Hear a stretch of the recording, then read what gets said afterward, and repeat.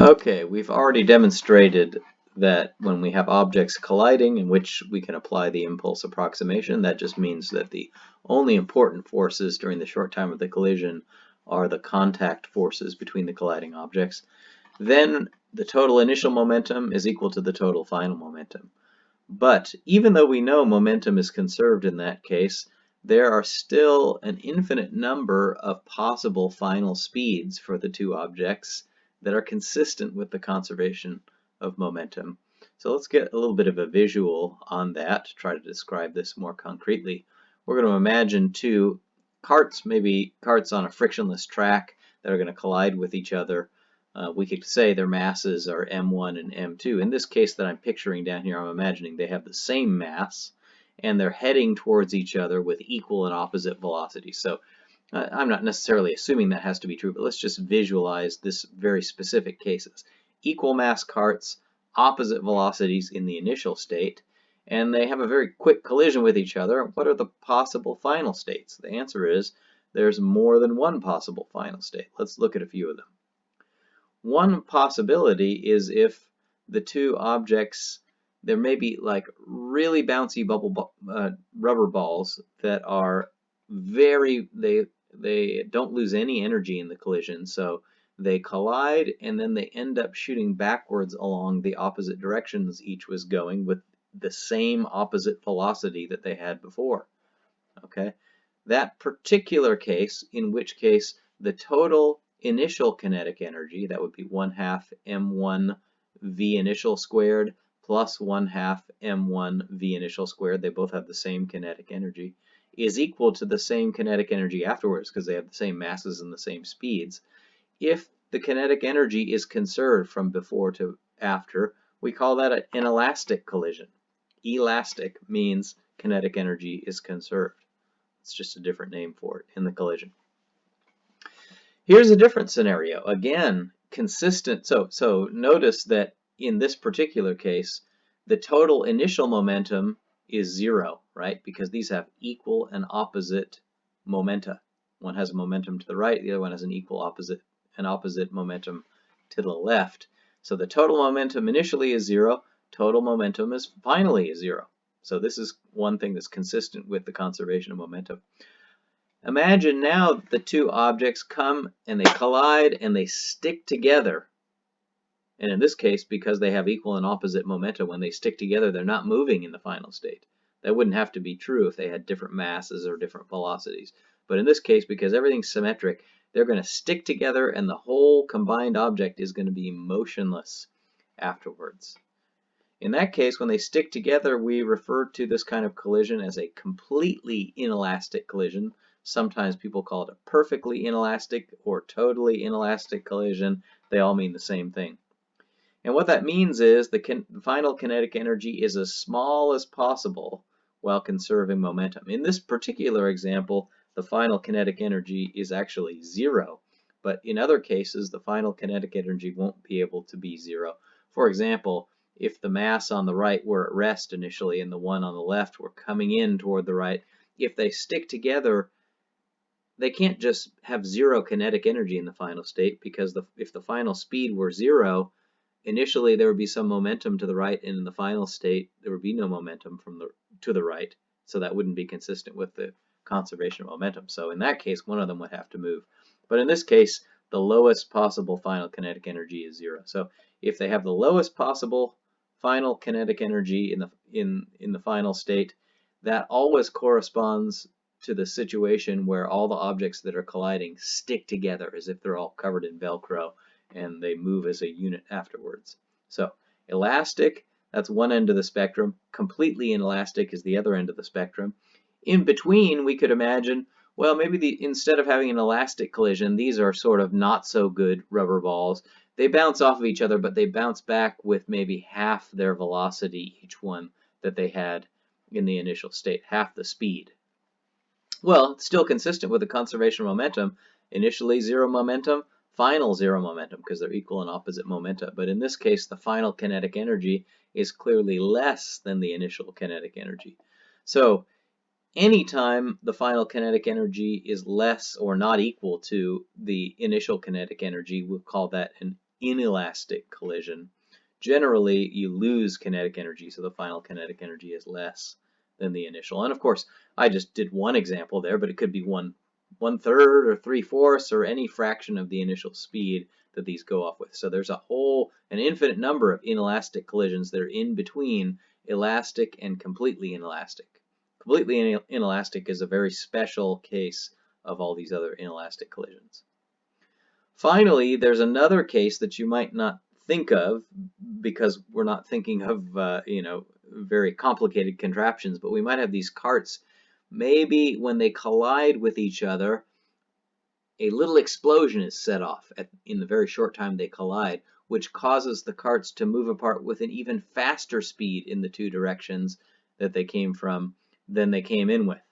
That's called an explosive collision because that would give us a final kinetic energy bigger than the initial kinetic energy.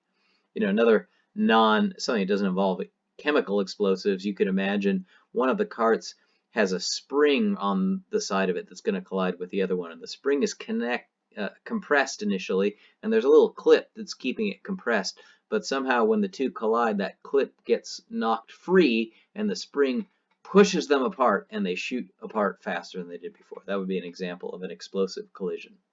That all explosive means is the final kinetic energy is greater than the initial kinetic energy.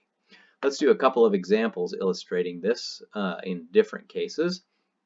Here's a 2 kilogram cart moving at 3 meters per second, collides completely inelastically with a 1 kilogram cart sitting at rest, and they're on a frictionless one-dimensional track.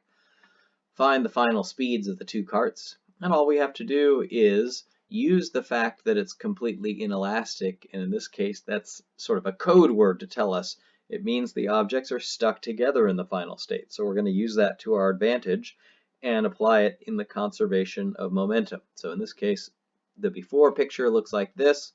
One sitting at rest, the other one comes into it, and the final state, they're both moving at as a unit with some unknown final velocity we want to find.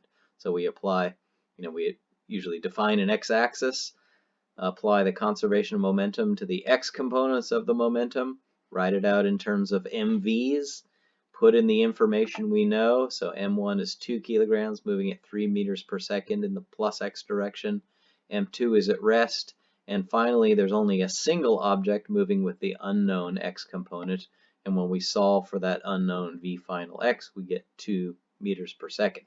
So this was moving at 3 meters per second, then when they collide together, this whole unit's moving less quickly. Kind of makes, hopefully that agrees with your intuition, at least qualitatively. Let's change the example slightly. Instead of them sticking together in the final state, in other words, instead of a completely inelastic collision, let's suppose they have an elastic collision, but everything else is the same. And in this case, we want to find the final speeds of both carts. If they bounce off of each other and they're really, there's a really springy kind of mechanism between them, they're in general going to have two different final velocities or final speeds, and we want to find both those speeds. So here's the initial state. Here's the final state. There are two unknown velocities in the final state, and we're going to first apply conservation of momentum to the x coordinate components of momentum. So I chose the same axis as before. Write down the conservation of momentum x components, write it out in terms of mv's, put in the information that we know, and what we're going to do is just hold on to that equation. It's one equation, but it has two unknowns. I want to know both of these unknowns, but I don't have enough information or enough equations, so I need another equation. I haven't used the fact that this is an elastic collision yet, so we're going to use that and apply. Elastic means the conservation of kinetic energy. So I know the total initial kinetic energy is equal to the total final kinetic energy. And if I plug in, again, our numbers that we know for the masses and the initial velocities, here's what that equation looks like. So now I've got two equations and two unknowns.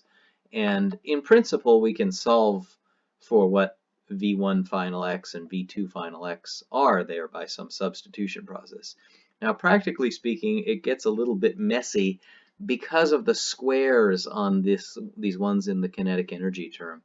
And so there's a little trick that Gch7 shows in the book, and I'm not going to go through how to derive it, but Gch7 shows that if you want to simplify the algebra, he does the algebra for you and does a lot of simplification.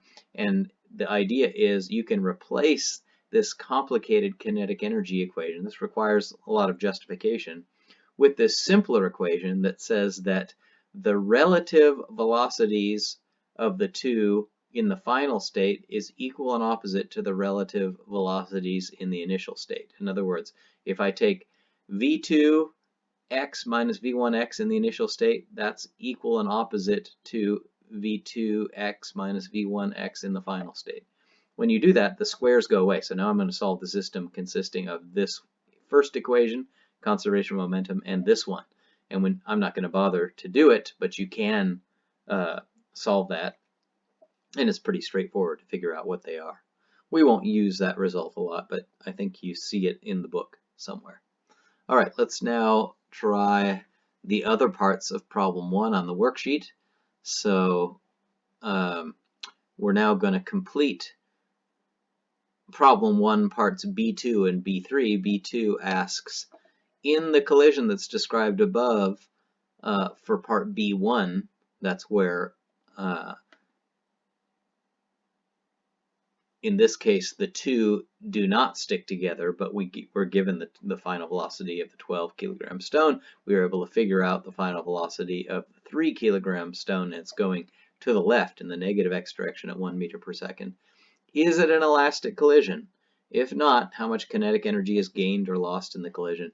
And in this case, what you're going to do is just calculate the total initial kinetic energy using both of the pieces and the total final kinetic energy. And if the final is less than the initial, we would say kinetic energy is lost. If it's greater, we'd say it's gained. If they're equal, we would say it's neither gain nor loss, but it's an elastic collision. And to calculate the amount that's lost, we would say, for example, usually when someone says how much is lost, you would expect a positive number. So you could just do initial kinetic energy minus final kinetic energy would tell you how much is lost. So try that and we'll come back with the solution.